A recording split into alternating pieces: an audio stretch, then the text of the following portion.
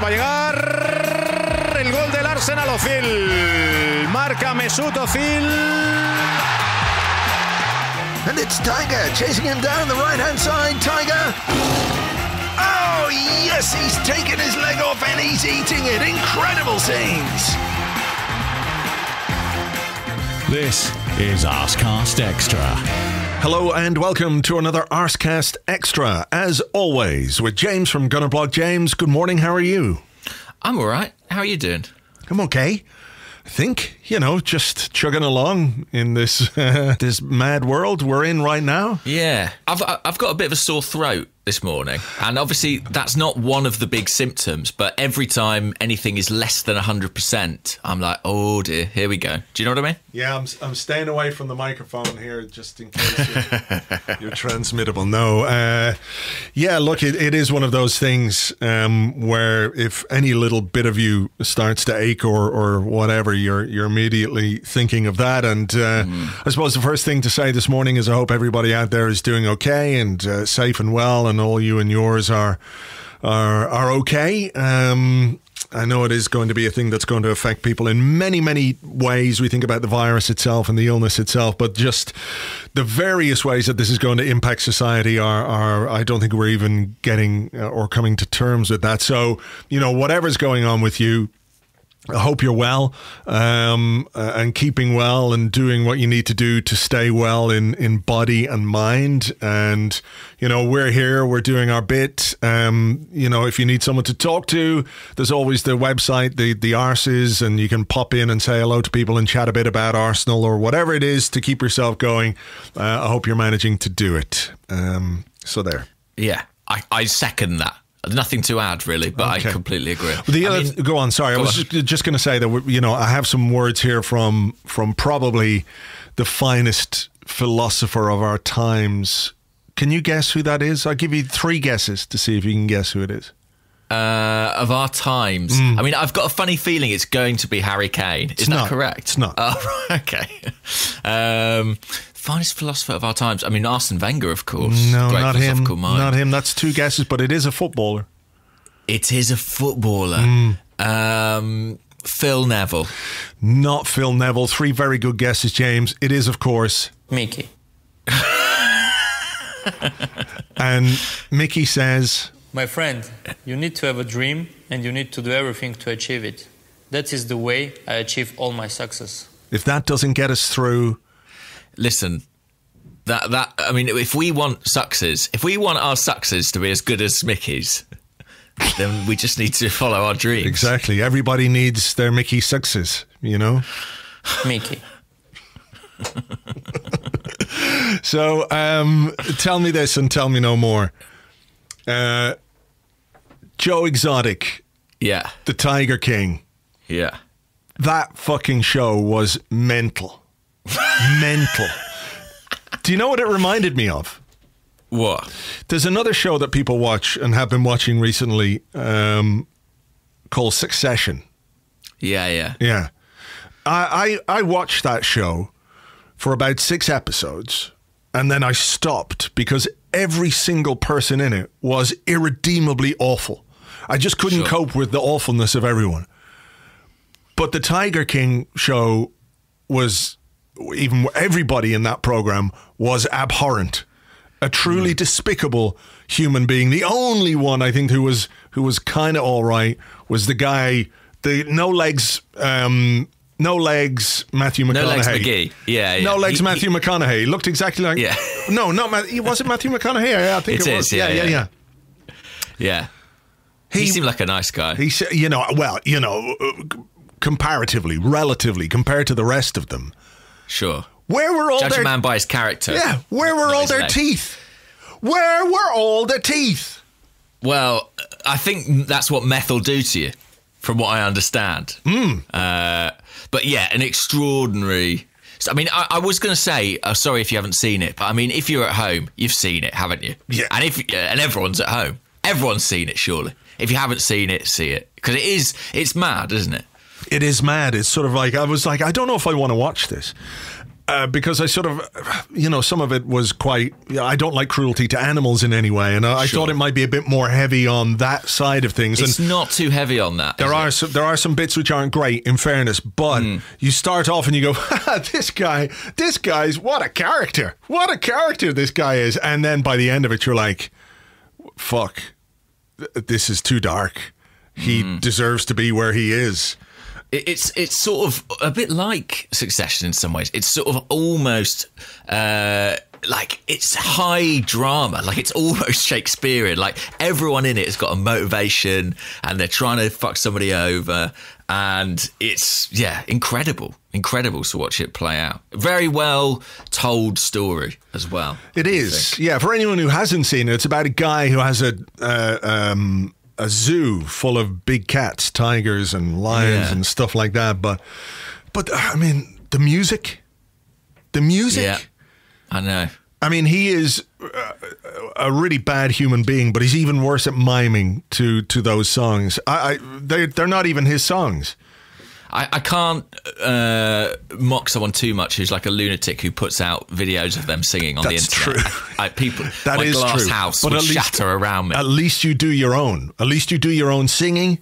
He didn't do his own singing. He was like a fucking redneck tiger man, Milli Vanilli. He was, yeah. And who's the real hero? Who's the guy singing? That's what we need to find out. Yeah. We need to identify that person and celebrate them. But yeah, I mean, even the nice people, well, there aren't really nice people in it. That's the thing. No.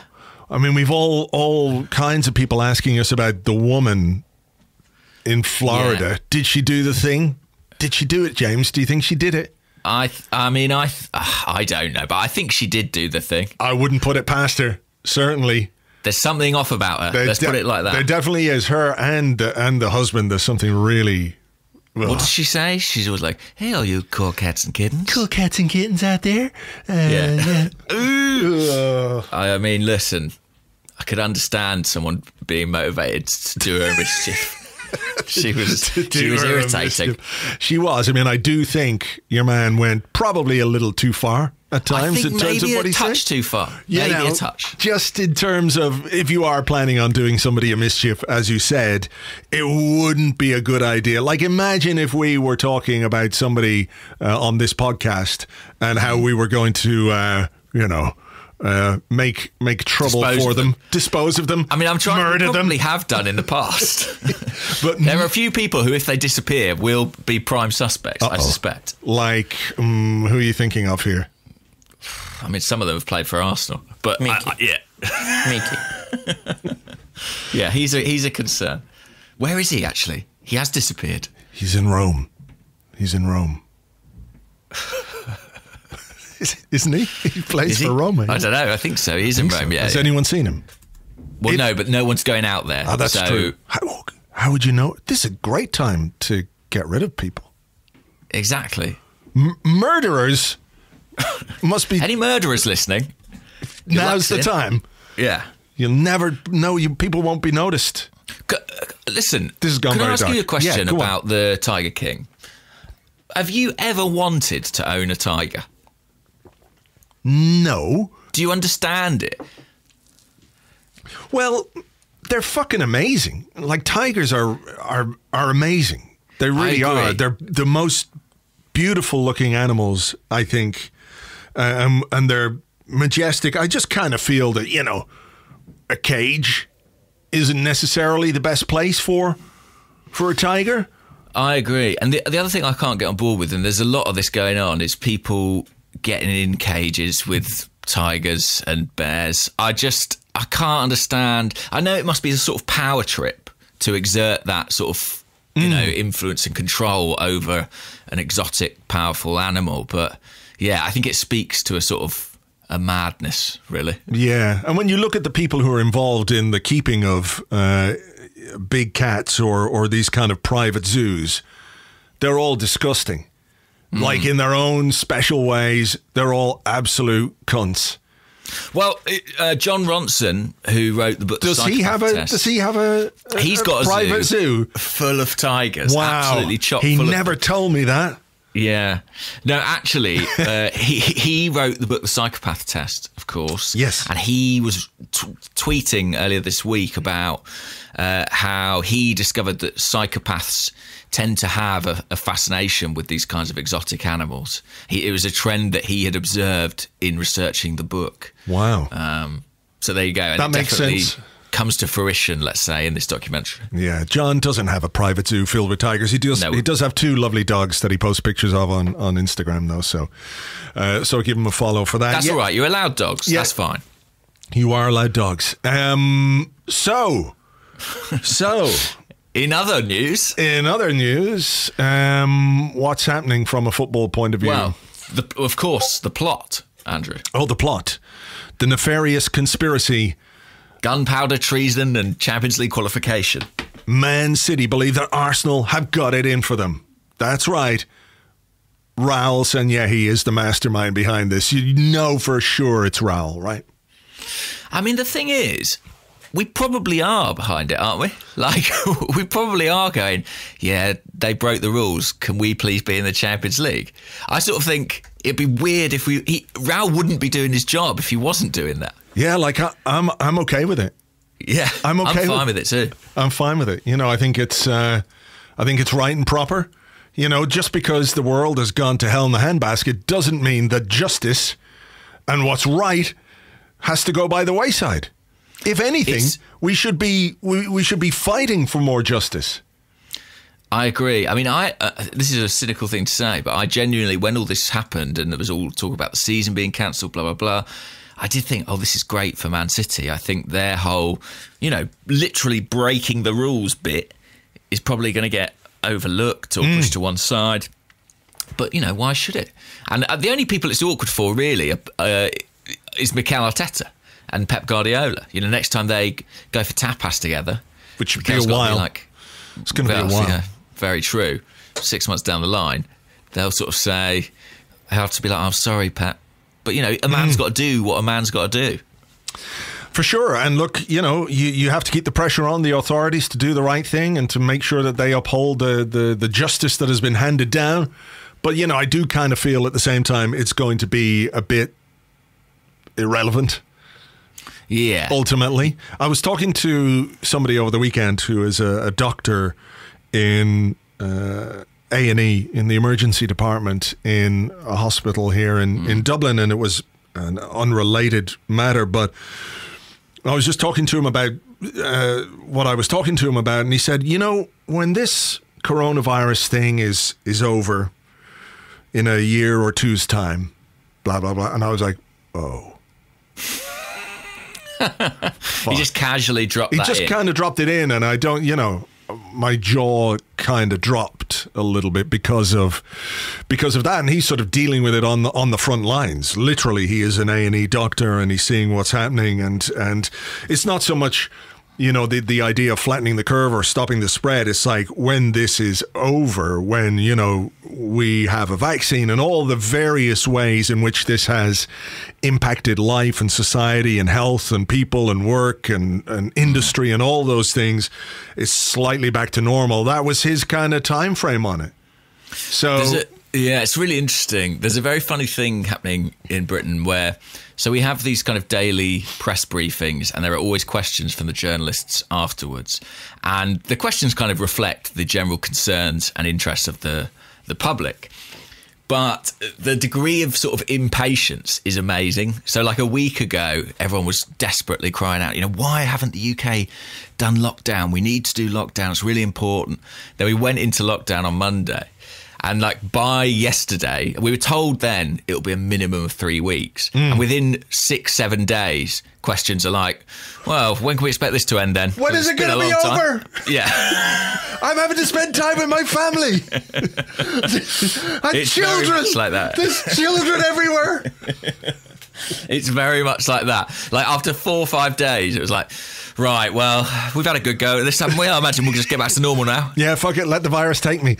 Yeah, no, look, I do. I've, a lot of sympathy for people who are having to, genuinely, who are having to deal with a full household because, yeah, it's got to be very difficult and very trying, and difficult for everyone. So do your best out there. But yeah, look, it is one of those things that I think when it comes to football and when it comes to where we go next and when we start to go there, I don't think it's going to be anywhere near as soon as people think. Well, I think particularly on the subject of the Champions League, particularly international, European football feels like it's maybe more difficult than domestic football because countries will be in different positions, won't they, in terms of where how they're dealing with the virus. So yeah, I think joining all that up again is potentially risky. Did you see Miguel Delaney's piece today about a possible proposal for how to finish the Premier League? Yeah. Remember when we said at the start of the show that the Tiger King was mental? Yeah. This is fucking even more mental. Yeah. You know what it feels like to me? It feels like they or whatever have sort of gone, well, fuck it. Let's get as dystopian as we can get. Let's have like footballing Hunger Games. It does feel like that. It's like the Running Man, let's put these footballers, let them play against each other in this tournament. I mean, even the idea that like they're going to get everybody quarantined off, and that includes officials and cameramen and broadcasters and all that kind of stuff, and we'll just keep them in this bubble and they can play sport for our entertainment. And if one or two of them there'll be die, tigers on the pitch as well. It wouldn't surprise me, but it's a bit like, well, fuck it, we need to be entertained, so these people can be put at risk for our entertainment. It's sort of like the Running Man in a way. Last man standing wins. You're going to get killed on live television. You're going to die on live television. The Arsenal team news today. Unfortunately, Lucas Torreira can't play because he's dead. Yeah. And Matteo Guendouzi has a hamstring injury, and Matt Macey, he's dead as well. Sorry about that. Mad. It doesn't sound feasible to me, and certainly a couple of other people I've spoken to within football share the view that that's probably unrealistic. Do you have an opinion on sort of what will happen currently right now? I mean, of course, we are guessing at this stage. I don't really, other than to say I think it's going to be fundamentally different from what it is right now. I think. Where do you stand on the should they finish the season debate? The season's finished. It's done. There's no way. Should they finish the season? Yeah, if possible. But don't finish. I don't mean within the time frame. I just mean, like, do you think there's an obligation to play out the final 10 fixtures of that season at some point? Like, if football can start again, does it really matter when those games are played? The calendar as we know it is gone. It's finished. Yeah. So within that sort of frame of reference, there's no reason why you couldn't finish these or the season that we're in right now before starting a new season. I think that would be fair if it was doable. I don't see why it couldn't happen. But the pressures of, declaring a whole season void, I mean, it could happen, we just start again. It's stricken from the record books. But if football is starting again, why couldn't those games be played? But, it might just be at a domestic level. Like you say, European football might not be a thing. Yeah. I mean, there's a genuine debate of what's worse, Liverpool winning the league or Liverpool fans complaining for the rest of time about the year they didn't win the league. Yeah, but,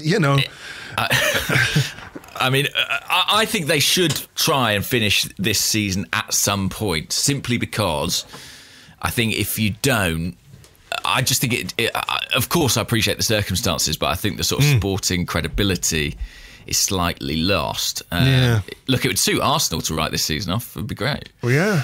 But I think you probably try and finish this season at some point, and you accept that maybe next season is truncated in some way, or a different format. Well, it might just be domestic football. There might not be European football if travel restrictions are in place. I mean, I just don't know, because I don't quite. this thing moves so fast, right? So what's your reality one day within a week can be completely different. Absolutely. You know, so when this started, we were talking about, well, pubs are closed for a couple of weeks and then everything's closed and now we're all on lockdown. You're not allowed out of your house, etc., etc. You know, where does it go next? And then we have to see what the impact of this is, you know, on the economy, on work, on, you know, industry, people's finances, all of those things. And then I think there are not secondary, I don't mean to say that these are secondary, but there are other things that we are going to have to deal with as communities, as societies. So, for example, you cannot here right now, if you were scheduled, let's say, to get an MRI or an X-ray or anything like that, you can't get one because the hospitals are basically closed down for anything that isn't an emergency or COVID-19 related. So what about people who are managing ongoing illnesses and health situations who, because of the strain that COVID-19 is going to put on the health service, fall victim to that, right? So they're not directly victims of the virus itself, but because of the lack of resources, because of the lack of availability of treatment, because of, let's say, something getting worse or something spreading without being able to see what it is, people are going to get sick and people are going to, you know, those are things that are going to have an impact on individuals, on families, on communities, et cetera, et cetera. There are going to be victims of this virus that aren't, you know, direct. Yeah. And those are, you know, things that we always thought were immutable, like even funerals and things like that, which can't take place anymore. People's ability to deal with situations and deal with grief and deal with loss, you know, those are gone. And I think when we come out the far side of this, the world, or our perception of the world, is going to be quite different. And I do think that while football is something which is really, really important in all of our lives, and that's why I guess most people listening to this are listening to this, it's what's brought us together. You know, how can we go back to a world where you start talking about selling one human being to, you know, from one organization to another organization for tens and tens and tens of millions of pounds, as if this is normal behavior when people are, you know, won't have been in work for months and months and months. And, you know, how do you get back to that? I don't know that you can. I don't know that you can just say, well, that's all over now, let's go back to the way it was. Because I think there are lessons to learn from all this. I think that's true, and I agree with you. The only caveat I would offer is that I would say I'm always surprised by people's capacity to just go back to doing what they were doing. You know, and that's not to be critical, but you know, there is a sort of inherent resilience almost in people that they just revert to type, and we all do it. You know, if I think about, say London, for example, it's a very different scenario, but say being hit by things like terrorist attacks and the way that people quite swiftly afterwards sort of readapt their behaviour and crack on. Sure. But isn't that the sort of thing that you absolutely should do? Right? Yes, it is. In those circumstances, is that the human spirit is to continue and to be defiant and not to give in to terrorism. But if something like this has come along and it's shown us, I think it's shown us that that's not always the right response. Yeah, well, no, not even that. But I think what this thing has shown us is that the way the world isn't necessarily the way that it should be. And I think we can all understand that. But you know, the way politicians tell you, well, we don't have any money for the health service. We don't have the money to fund hospitals. We don't have the money to pay doctors and pay nurses and buy equipment and get machinery and you know, have more hospitals and all that kind of stuff. It's absolute bullshit because, you know, the money is there. They're finding the money to do all kinds of things that previously they told us were not possible, you know? So I think we have to look at that and maybe try and adapt to that kind of a reality where, you know, the way people should be treated. Like it was this applauding the healthcare workers. Yeah. The other night, which is, you know, is something that happened here. It's happening in Spain, and I'm sure in many other countries, happened in the UK. And you have politicians going, bravo, bravo, you know, let's all applaud our health service workers. But these are the same politicians who have voted against, you know, giving nurses pay rises. These are the same politicians who have left a health service in a situation. Did you see the thread where there's like a fetish company? Did you see this? I haven't seen this. They make fetish gear, you know, for dress up and, sure, you know, sexy games and stuff like that. And one of their outfits are like doctor scrubs.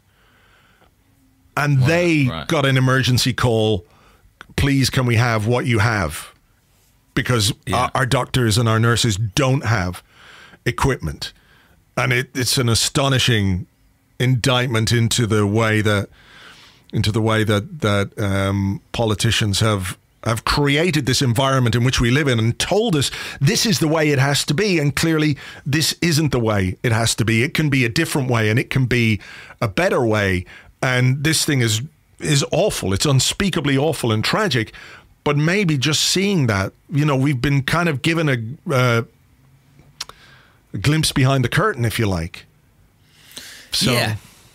It's there was a phrase used a lot in the last election in Britain, the idea of a magic money tree. You know, there isn't a magic money tree, but you know, there kind of is. I mean, you know, there's a degree of sort of quantitative easing happening, but you can fund stuff if you want to, and yeah, I think financially, football is going to be in a completely new realm. It'll be interesting to see how that plays out. I mean, you know, we've seen players taking temporary pay cuts all around the world. I don't think it's long until even Premier League players are doing the same for a start. Yeah, I think so. And the other reality is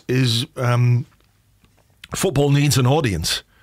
Yeah. Football needs an audience. And you're going to have to deal with the financial reality of people saying, well, can I afford £1,200, £1,500, £2,000 for my season ticket anymore? Can I have, you know, can I afford whatever it costs, you know, the £60, £70 a month for Sky and BT? Can I afford that? You know, those are the realities that people running football are going to have to deal with, you know, from football clubs to the FA to Premier League, the broadcasters, all of that kind of stuff. You know, it is going to have a serious impact on the sport, and the sport needs to learn from it as well. The sport needs to take some lessons. Yeah, definitely. I think there's an opportunity, isn't there, for a bit of course correction here. To look on the bright side, and hopefully football takes it. I mean, I do think that, you know, so many people will have been financially hurt by this crisis that, of course, it's going to impact on how we consume everything. Football's going to be a part of that. Yeah. So to get back to your question about what do I think football is going to be like, I just don't know. I don't know. Maybe it'll be simpler. Maybe it'll be better. Maybe it'll be more pure, more sporting than marketing. You'd like to think. Yeah, it's interesting. You know, I think we talked about transfer fees last week and sort of, you know, will they exist in quite the same way? But then talking to people this week, you know, lots of people said to me, if the transfer market collapses, that's a disaster for all clubs outside the Premier League because it's a pyramid, and you know they need to. Many clubs need to sell players in order to function. So there's huge knock-on effects of all these things. And to be honest, most football clubs, from what I understand, are sort of barely in the position yet where they're beginning to deal with this stuff. They're all fighting fires, really, at this point. Yeah, I mean, nobody knows. Like, nobody knows what to do because this has never happened before in our lifetime, in our experience. Something that has had such a profound effect on the world and the way we live at a very basic level has never happened before. You know, not in our lifetimes anyway, and I'm sure people who live through world wars and stuff might take umbrage at that, but you know what I mean? This is... No, certainly not in our society anyway. So yeah, it's a mad old time, and it's tricky to talk about with any sort of sense of being definitive because nobody knows. Nobody knows. We'll just play it by ear. There was football, of course, though, during the week, James. Thursday night football, Gunnerblog versus Arseblog on FIFA. Congratulations. Thank you very much. It was an entertaining way to spend a couple of hours playing, and of course, for the people watching who got their football fix, and high quality football, I think it was too. In the Arsenal tradition, yeah, it was a beautiful aesthetic. It was display. It was. Mesut Ozil scoring loads of goals for both teams. Yes, Mustafi, who you played up front. Yeah, in an attempt to rile you, which worked. Unfortunately, it was sort of the motivation you clearly needed. To come from behind in the series to win. Like I told you, I pinned it up on the virtual dressing room wall. Lads, I know. He's played Mustafi up front. We better show him what's what. Although it did give me an idea for another FIFA matchup. Maybe we could play with all players out of position, if you like. So you can play Aubameyang at centre half or whatever. So we'll do that at some point as well, will we? Because I think we are in this for the long haul. We are in it for the long haul, yeah. Well, there's plenty of variations on that theme that we can look at. So yeah, good. And if you do, have nothing better to do, you can watch it back on the Arseblog YouTube channel. It's there. It's youtube.com/Arseblog, and you can sit there and with a glass of, I don't know what you would need for that, a goblet of cyanide. Yeah. This is too much.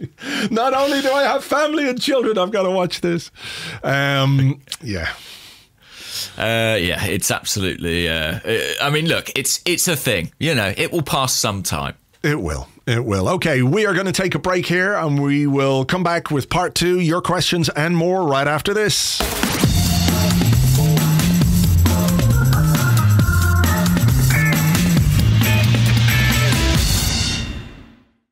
Welcome back to the Arsecast Extra. This is part 2 of the show where we answer the questions that you sent to us on Twitter at Gunnerblog and at Arseblog. Also on the Arseblog Facebook page, facebook.com/the Arseblog, and on the Arseblog Discord chat server, which you get access to if you are an Arseblog member on Patreon. Do you want to go first? I'll go first, yeah. Okay. So this is a question from Rianne Vatcher, who's at Rianne Vatcher. A very open question, says Rianne, which is good because we've got time to fill. Who was the weirdest Arsenal player and why? The weirdest Arsenal player? Yeah. Like an actual weirdo, or that it was weird he was an Arsenal player? I think both can be factors in that. I think he means the weirdest, be that in terms of his personality, playing style. Oh... I mean, that's a really good question. I mean, I think slightly underrated in his weirdness was Lucas Podolski. Yeah. Expand on that, please. Well, when I think of Lucas Podolski, I think of that picture where it's the Arsenal bench and it's a miserable rainy day, and they're sitting there, all the subs sitting there looking miserable. I think Nacho Monreal is on the bench as well. And they're all sitting there with their hoods up, and they look terrible. They look cold and unhappy. And in the middle of them is Lucas Podolski with the biggest grin you've ever seen on his face. I'm trying to see if I can find that picture. I have it here in front of me. So here's the bench. Coquelin is sitting there beside Podolski. Sure. It's Nacho Monreal. It's Theo Walcott. It's Alex Oxlade-Chamberlain. there's someone else who I can... Not a bad bench, to be honest. Yeah. I'll send you the picture here on the chat thing. Okay. Here it comes. Boom, boom, boom. Enter the chat. There we go. Right. Let's have a look. Who's that in the middle? Yeah. Who's that in the middle? Is it Vito Minone? Oh, it could be, yeah. It looks a bit like Gary Neville. Yeah, it's either Vito Minone or Gary Neville. Yeah, I suspect it's Vito Minone. But then, you know, there, right in the middle. Look at Podolski. Look at him. Having the time of his life. He's like, whatever world he's in is completely different from the rest of them. It doesn't correspond to anybody else's behaviour. No, not at all. You know, has he just thought of something really funny? Or is everything in his world really funny at all times? Yeah, very possibly. And he was quite a weird footballer too, wasn't he, stylistically? Like, he could really kick a ball very, very hard. Yeah. But that was it. That's kind of it. You know? So, I think Podolski, for me, would be right up there. I mean, I suppose there are other ones where you think, like, maybe Frimpong, but I think he was just more of a, you know, he had his own very defined personality, which wasn't what you would normally expect from a footballer. I'm not sure it made him weird. I mean, I think Andrei Arshavin was quite weird. Oh, yes, that's a great shout. His infamous website where he would do Q&As. Oh, they were sensational. Brilliant. Are they still going? I don't think so. I'm just having a look. There are some elements from here. Someone wrote in saying, "I'm writing to you for the third time, Andre. I hope it's my lucky one and you answer me. What song do you sing most often in the shower?" And he replied, "I do not sing in the shower. In fact, I rarely take a shower. I prefer to soak in the tub and think quietly to myself." Which is a lovely image. Andrei Arshavin in the bath, having a ponder about life. But yeah, I think what he was another guy who just didn't fit the archetype of what you imagine a footballer to be like. Do you know what I mean? He sort of had a personality, and within football that can make you a bit weird, I guess. Yeah, I guess so. I mean, I think he also was a bit strange. Yeah. I think he was, you know. I do like some of the replies. Let's see. One of the questions, have you ever been stung by the bees in the forehead or near the eye? And Arshavin's answer is no, but I've been stung once in my behind by a bee. I mean, it's like he's sort of a kind of messianic guru figure, isn't it? Sort of dispensing knowledge. A cult leader, if you will. Yeah. Well, look, he's in Tiger King. I can't believe I forgot him because he's been a character on the podcast for so long as well. So. Well, of course, and I guess Nicholas Bentner as well. Be remiss not to mention it. Was a bit of a weirdo. I don't mind saying. Yeah. Okay. I'm sure there are others out there. I mean, I think you can't look beyond Mikel Silvestre for one of the weirdest Arsenal players. Sight. One of the weirdest guy in that's the kit. a very strange. A very strange one. Okay. Be well at Skipper AFC. Who would win a fight, or what would win a fight, a tiger or a lion? And there's a good discussion here. Antisocial _ Joe says a lion because their mane gives them a big advantage. I don't know how that works. How does a mane give you an advantage in a fight? It's something for someone to hang on to.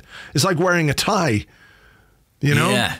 It's like wearing a loose football shirt. Yeah. Remember that sort of period where it's like, we've got to have a tight shirt so no one can grab it. Yeah. You know what would actually win the fight? I mean, it's not a contender, but a liger. God, they're big old things. They really are, Did you see them in the documentary? Yeah, they don't look happy though, do they? They don't look happy. No. They're too big and they're not I mean, right. I don't think they're supposed to be a thing, no. No. But, crikey, for some reason, they come out massive. But don't breed ligers, guys. I'm not recommending that. Yeah, don't. And actually, Lark says a tiger would bash it to bits. Google it. It's happened a few times at zoos, and scientists have debated this for years. Tigers are lone predators and are much faster. Thanks, Lark Exotic. Lark Exotic. Wow, okay.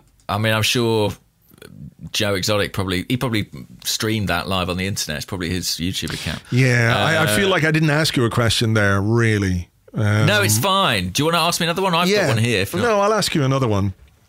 Thierry Henrique. Thierry Henrique or Thierry Henrik. Oh, I see what he did there. He's a fan of... Mickey.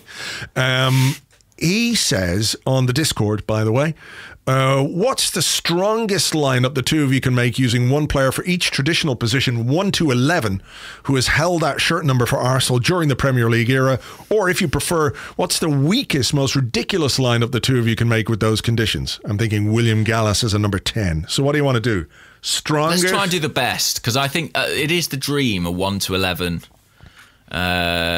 But with Arsenal, I think there's, you get some debate about number 4, what is a number 4, what is a number 6, blah, blah, blah. But I think let's go 5 and 6 as centre-backs, yeah? And then 4 and 8 central midfielders. Okay. Yeah? I'm good with that. So, number 1, well, can it be of all time? It says Premier League era. Okay. In which case, let's say... I think it's got to be David Seaman, doesn't it? Surely. 2, well, your options are Lee Dixon, Hector Bellerin, not Bakary Sagna. No. It was always a 3, which was a bit strange. Strange business. Not Lauren, who was 12. At least there was a 2 in it. I appreciated that nod to it. Abu Diaby was a 2. He was, but would you play him at right back? No. So I'm going to say Lee Dixon. You have to say Lee Dixon because you do podcasts with him. You have to. Are you going to say Lee Dixon? You're going to say definitely not Lee Dixon. Yeah, no, I'll say Lee Dixon because, I don't want to get you in trouble. Thanks very much. That's okay. But no, in fairness, won some medals, played some games for the Arsenal. So, it's not like we're choosing someone just because you have to. 3, no, exactly. 3, I think it's probably got to be Ashley Cole or Nigel Winterburn. Hasn't it? Yeah. I think if you're trying to pick the best, with all due respect to Nigel Winterburn, it is Ashley Cole. Yeah. And then centre halves. Centre halves, okay. I guess I might go Koscielny and Adams, 5 and 6.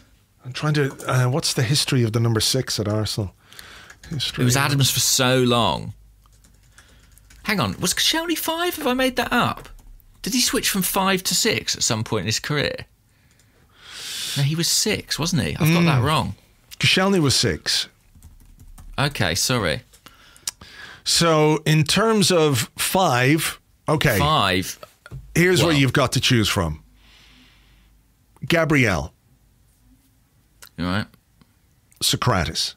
Thomas Vermaelen. Kolo Touré. Martin Keown. Steve Bold. Andy Linnigan. Do you know what? Gabriel wasn't number 5, was he? I think he was, yeah. Wow. Vermaelen. I think you're going to go for Steve Bold, I bet, aren't you? I'm going to go with Steve Bold, yeah. Let's go with Steve Bold then. And then are you going Adams or Koscielny?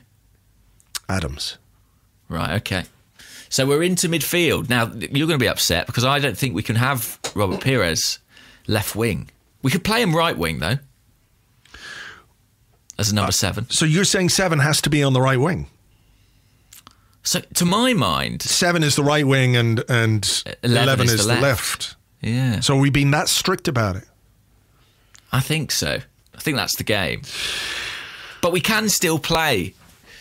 And the good news is we can get Andre Santos in as a left winger, which I know you'll be itching to do. I think we just have to pick the best. I mean, I don't know why we couldn't have Robert Pires. Why couldn't we have Robert Pires? We can.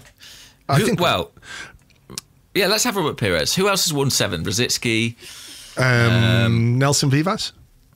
Did he wear 7? I think he might have done, Am I making that up? Yeah. Alexis Sanchez.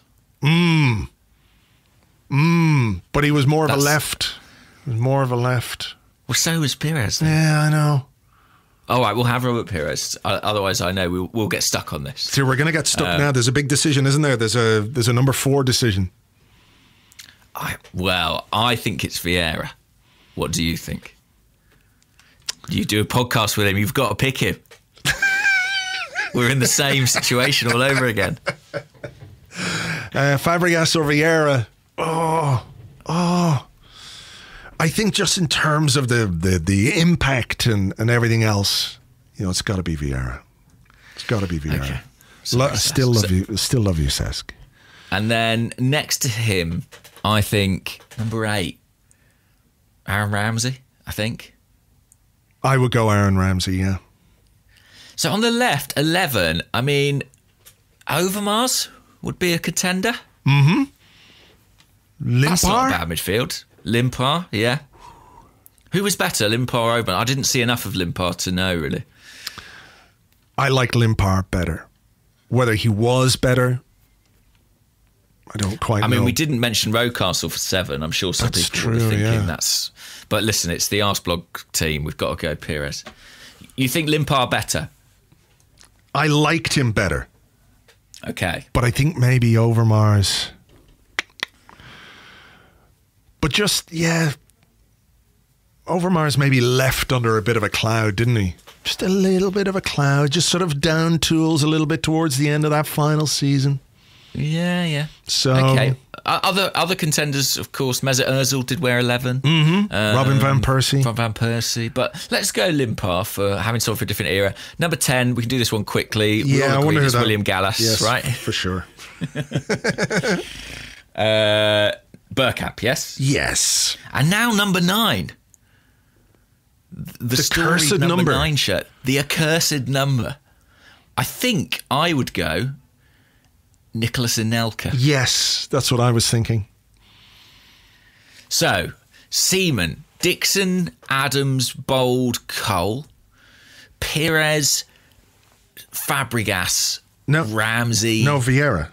We have Vieira. Oh, yeah. Pires, Vieira, Ramsey, Limpar, Bergkamp, Anelka. Fuck me, I would watch that team. It's got a lovely 90s feel to it because of the shape and because of the inclusion of like Limpar and Anelka. Look at that, the famous, the English core at the back.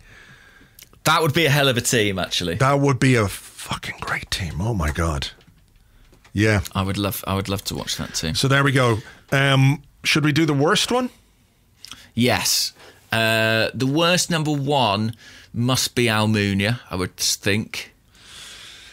Yeah. Because, Have you got a history of the squad numbers in front of you to clarify anything I guess at here? Yeah. Hang on, I'll send it through you on the chat doohickey here. Okay. So I think, unfortunately, in the Premier League era, it's got to be Almunia, hasn't it?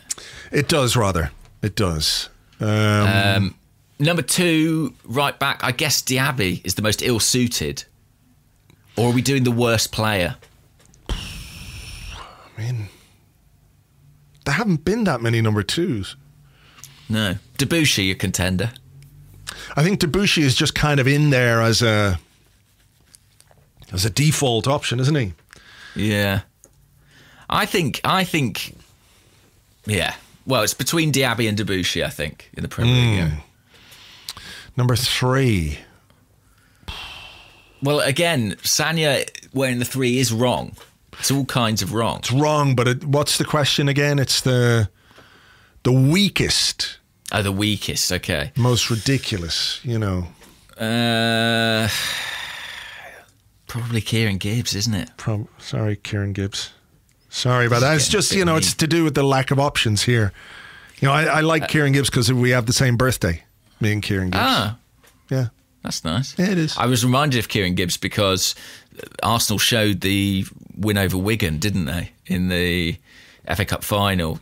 Showed Hull City. Oh, sorry, yeah. Wigan was the semi-final. I get confused. Yeah. And Kieran Gibbs with his legendary clearance off the line, of which he made more than one in his Arsenal career. Little last-ditch interventions. Yeah. Centre halves, okay. Oh, there's my watch buzzing. Number 5 and 6. 5 and 6. Okay. Well, I mean, Ian Sally as number 5. Yeah, but he was a central midfielder, so, Yeah, but wouldn't that make him weak as a centre half? It would, I suppose. Or Andy Linegan. Gabriel. I can't speak with any certainty as to who Andy Linegan was. Maybe. Thomas Vermaelen. Is that unfair on Thomas Vermaelen? I think it might be a bit unfair on Thomas Vermaelen. And his cheekbones. It's not going to be Colo, it's not going to be Keown, it's not going to be Bold. Who do you reckon? Gabriel. Okay, I think that's harsh, but... Or who would you go? Socrates? Well, no, I'd put one of Linegan or Selly, and I think they weren't up to much. But I don't remember Linegan well enough, so that is harsh from me. Okay, scored a cup final winning goal, you know. I know. So Maybe that's harsh. Maybe he was brilliant. Tweet in, tell me how good was Andy Linegan. He's a plumber now, I believe. That's right. Number 6. I mean, look, the name Philip Sendoros is there. Do it if you want, James. I'll just bite my tongue. Okay. I don't do it with any pleasure. Sure. Number 7, for me, Vivas or Mkhitaryan. There's a recency thing with Mkhitaryan. I don't think we can really ever forgive Nelson Vivas for that match at Leeds where he wasn't marking Jimmy Hasselbank properly. No. So let's get him in there. Let's get him in. And he can play every position, so, you know, exactly. It's fine. Mickey. He can be on the bench. 8. I mean, we've had some really good number 8s, of course. Have we done Ian number Wright. 4? No. Elneny? Yeah, because it's a great shirt. I mean, you know, some really good players. Stefan Schwartz, Vieira, Fabregas, Mertesacker. And then he really sort of ruined the run of number 4s. 8, I mean, the name that's jumping out, just because he never really played for us, is Lassana Diarra. Yeah, he wasn't a bad player, though. He was a good player, but he just didn't really... number 8's a good number. There's been like a... Yeah, let's just put Diarra in there because he was a little prick. Yeah, but he was probably quite a good player. He was a good player, but I mean, yeah.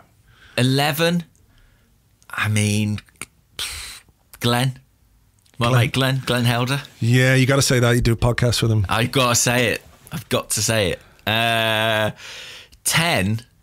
There can be only one 10. Oh, yeah. Mesut Ozil, yeah? Yeah. No, it's William Gallas.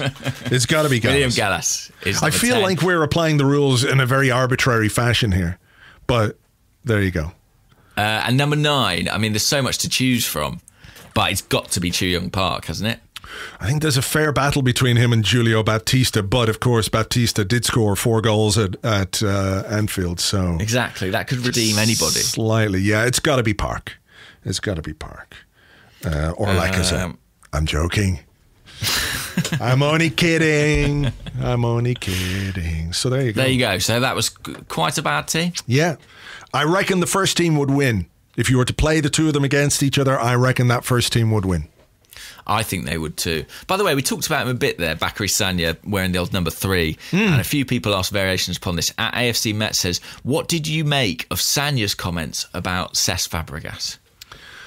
For anyone who didn't see, Sagna expressed surprise at Cesc's comments to Andrew about only Nasri and Van Persie being sort of, I think, mentally on his level was the phrase. Like, I'm paraphrasing, but something like that. Yeah, I mean, I have to say I was a little surprised at that as well, because I know, obviously, that Cesc holds Thomas Rosicky in great esteem, you know, as a footballer, and always thought very highly of him. And I think if you were to go through that team and that era, for me, Sagna is one of the players who always gave 100%, was fully committed, was consistent at a high level, you know, week in, week out. So I wonder if, though, the initial comment was just more an oversight, really, rather than a damning indictment on everybody. I mean, I do think, you know, some of the things he had to say about players who were going out partying after defeats and all that kind of stuff were a bit pointed. But, you know, I suspect if he were to reflect on those, would probably include Rosicky and Sagna in players who were, you know, at the required level. The kind of player that if you had more of, you would definitely be more competitive, you know? So I can understand why Sagna was surprised.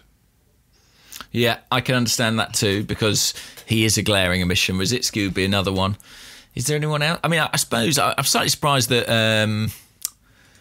I always imagined that Cesc might think very highly of Mathieu Flamini just because they had such a good partnership. Not because he was anything like on his level as a player, but I think they're the obvious ones. Even Koscielny in those days was not quite as consistent and reliable as he became. Yes, I think it's fair of to say. course. And what did Cesc only played a single season with Koscielny, was it? Yeah, I think so. Something like that. One, maybe two. Yeah. So, look, this is what happens. Someone says something and then, there's always an angle. I think it's... sorry to interrupt, but I just think it's important to, when people are sort of caught out by they slightly say the wrong thing, if people jump on that and make a big thing of it, I think it really runs the risk of making those people feel like, oh, maybe I won't do that again. And I think that we have to be a bit forgiving. I was involved in a situation once with a really young footballer where he said something about a potential transfer that was due to happen. And... it could definitely have been spun a certain way, but there was a sort of consensus of don't do that because then he won't speak to the media anymore. And I think that, we to an extent, not you and I, but we as fans control how much is made of certain comments, Yeah, of course. And look, you have to consider as well that it's grist for the mill at this moment in time. There's not a lot going on. And look, both, as someone who interviews people and as someone who has been interviewed, I can tell you that there are things afterwards that you go, oh, I wish I'd said that. Or sometimes there are things you go, well, I wish I hadn't said that. Rarely. But, there are things that when you think about the interview, I wish I'd asked that question, or I wish I'd followed up with that question when you hear it back a second time. And I know, certainly there are things from the Cesc interview and he said it himself. There are loads more things we could have talked about and loads more things that he could have said. So, when you go back and you listen to it again, you go, oh, I probably should have included that person in that. So, it's a bit storm in a teacup, really, that whole thing for me. So, I agree. Over to you. Oh, over to me. Communal Electric, who's at Oblarov, says, what's your favourite football-like game that you'd play at school that could also be played in a small garden or a house? I'm thinking examples like foot cricket, foot tennis, heads, volleys, beats, variants of handball, doubles, etc. So this is very easy for me. So myself and my brother and a couple of mates, David Rudnick was one of those mates. Oh, yeah. You know a bit. Good footballer. We used to play... Very good footballer. We used to kicked him a few times. Play, what we called 60 seconds, which is, as far as I understand it, is the same as headers and volleys. But I'll lay out the rules in case there's any doubt. So essentially, a goalkeeper is counting down from 60, and you have to score one header or volley collectively outfield to get through round one. And then round two begins and they count again and you've got to score two. And it's how you've got to try and get through as many rounds, essentially, yeah. And if the goalie touches the ball, the clock stops. So if the goalie's holding the ball, or it only starts when you, the attackers, have the ball. And it was great fun, and we just played that religiously, to be honest. Okay. What about you? I guess the one that we used to play quite a lot, was 3 and in. Yeah. So you had to score 3 goals and then you went in goal. It was your turn. Is that cooperative or is that like you're against each other? I think, if I remember, you're against each other. Right. I think. I can't quite remember. It's been so long since I played. It was very much a game, you played as kids. Did you ever play something called Wembley doubles or Wembley singles? That was a big thing when I was a kid. What? Explain that to me. So, like, Wembley doubles would be one person's in goal, and then outfield there are teams of 2 competing all to score in the same goal. Yeah, I think so. Yeah. But it wasn't called Wembley doubles because, not over here. Sure. No. Yeah, I think we probably played all kinds of variations of that kind of stuff. Whatever you needed to do to get some kind of competitive game going, we would do it. And, back garden football, me and the Mug Smasher used to play, one end of the garden to the other. And this was not when we lived in the hotel. This was in a back garden, a fairly small back garden in Dublin. Right. And, Yeah, it's suffice to say, my mother did not like it when her hydrangea got bashed to bits by a football. Her plants took a hell of a beating. A hell of a beating. It's a tough one for any mums out there. Yeah. Me and my brother used to also, this is quite nerdy, but we used to, on a Saturday or Sunday, we would get all the games and the two of us sort of like play out the fixtures, with full commentary from my brother. So we would sort of pretend to be everybody that Saturday and like figure out what we thought the scores were going to be, and like fully not reenact but pre-enact all the games. Isn't it one of the worst things about growing old that you no longer commentate out loud on the football as you're playing it? Imagine if you just kept doing that. Imagine Premier League footballers doing it now. Mic'd up. They go, mic'd up. And it's Aubameyang down the left. Aubameyang, he's gonna go. Aubameyang scores. That'd be amazing. Yeah. And I used to be really hot on the idea that you had to play like the players. So like if my brother was being, I don't know, John Jensen and then smashed it in from 25 yards, I'd be like, well, no, he doesn't score. You can't have a shot when you're being John Jensen. You've got to, do you know what I mean? It was really, I was really like a stickler for authenticity. Great times. And we did a lot of like crossing into the box and my brother just heading it, which to be honest, since all the dementia studies have come out, he's really perturbed about, but I think he's going to be all right. Yeah, come on. The footballs that you used in your day as kids would not have been the heavy leather things. No, far from it. I remember even when I was a kid, the footballs, like if you had a leather football, it was like, whoa, he's got a leather ball. Because you used to get like the 1.99p, what were they called? The ones that would like fly all over the place. Oh, yeah, the ones from the newsagents, the orange ones take a different direction. Cup Champion or whatever they were called. Those footballs, but footballs back in the day were extremely heavy and extremely painful when they hit you, as they often did. I remember when I was a kid, probably about 10. I don't know why this was the case, but my dad was refereeing a game at the school that I went to, and I either got, I think I got the guy kicked the football into my ear on a cold, wet day. You know how fucking painful that is. It was a proper lasher of a thing. Yeah. And I remember losing my rag completely. Like red mist. Like he didn't do it on purpose, but the pain was that I was like, I'm gonna kill you. My dad like just holding me by the collar going, you're not allowed to do that. But the footballs were heavy, really heavy. So you get a lasher in the ear or you get one in the thigh on a cold, wet day. Those footballs really hurt. The ones nowadays, not at all. Yeah. Well, do you ever have that thing where you played with a ball that had sort of had a hernia? Like where the inside would be like poking out. Yeah. Desperate times. Yeah. I mean, footballs were precious commodities back then. You know, the old cliche, if it's my ball, I'm going home. Because there was always somebody who had a really good football. Exactly. And that person's invaluable. However annoying they are to play with, they got a good ball. Yeah.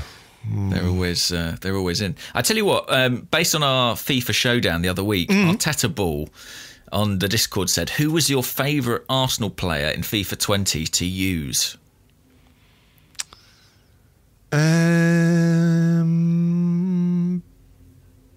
Mesut Ozil, maybe, because he scored all the goals. I think Aubameyang, because he's fast. It's always the fast people. I was devastated when Theo Walcott left Arsenal.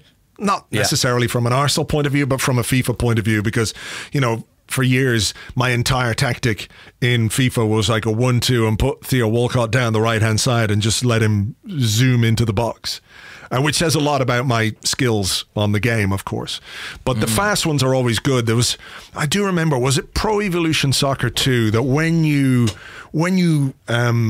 executed the perfect through ball, it was like a thing of beauty. I can't quite explain how good it was. And if you got the pass right and your guy just went in behind, it was like you could do it, occasionally because it was such a difficult thing to do. But when it came off, but now you're just sort of reliant on the pace, I think.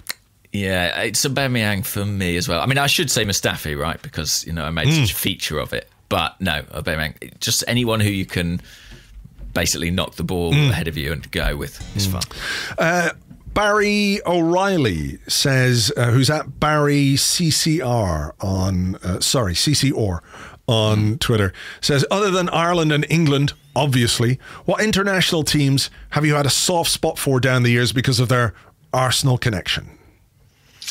Good question. I mean, I think the Dutch, I have to say, because of Dennis Bergkamp, for one, but also, I sort of, slightly fell in love with, the way they played football and the kit and the fans and all of that, really. So I'd probably say Holland first and foremost. I know we've had the big association with France, and so, I've always kept an eye out for France. But would you be Spain, having lived there? No. Okay. I've always had a soft spot for Holland on an international level because I know I've said before the first Arsenal game I really remember is the 1979 FA Cup final. But I remember vividly watching the 1978 World Cup final between Holland and Argentina and being absolutely devastated that Holland didn't win. I was so up for Holland. I don't know why. I just was. Maybe I just really like orange. I'm like the Rio Miyachi of cones, whatever. So I've always kind of had a soft spot for Holland on an international level. But, don't really care, if that makes sense. I like them, but... Yeah, of course. I mean, I'm not, cut up about them winning or not, but they would be... the ones I think. France 98, with Vieira and Petit, and then the European Championship team as well. The French connection that we had down the years, I think, would make you, have a soft spot for France. Yeah, I mean, the other team that I was thinking of vaguely is Brazil, just because, when we had Gilberto and he was part of that Brazil team, I enjoyed that. He was good. They were good. Who doesn't like watching Brazil? Yeah, true.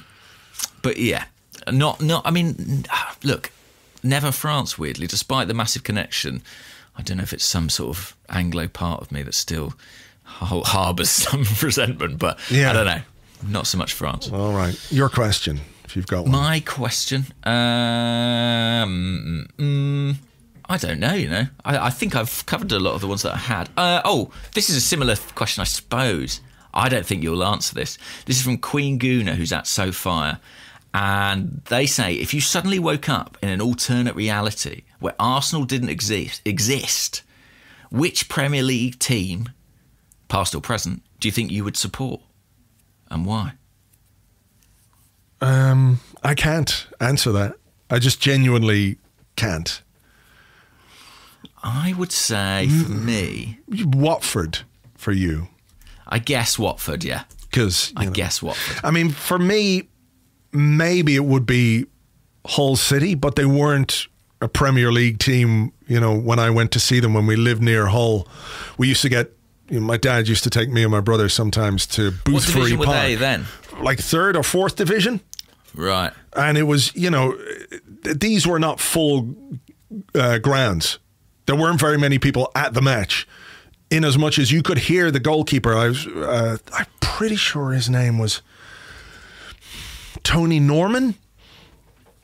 Yes, a former professional footballer who played goalkeeper for Hull City, and you could hear him shouting expletives from his goal mouth in the stand. You could hear him shouting swear words. It was great. I really enjoyed that. So they were like 3rd or 4th division back then. So maybe I would have been that. But that's a really difficult question to answer. It is hard. It is hard. Here's one. No, you go. I've got a couple just to finish with. Nick Bright, who's at Nick Bright DJ. Which Arsenal player would look best with Joe Exotic's mullet? I mean, Cesc used to have it, didn't he? Pretty much. Kinda. I think he even had blonde highlights at the time. Yeah, when he first joined. It's true.